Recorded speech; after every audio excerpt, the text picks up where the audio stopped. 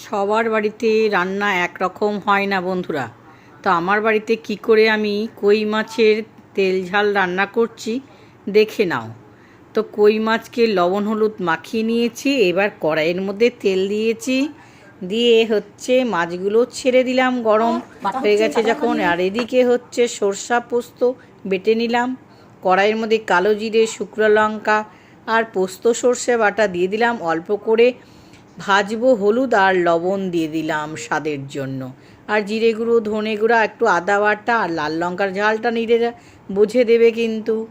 তো বেশ কষিয়ে নিলাম। কষিয়ে নেওয়ার পর খুব সামান্য পরিমাণে জল দিলাম, গা মাখা হবে তেল ঝাল বন্ধুরা।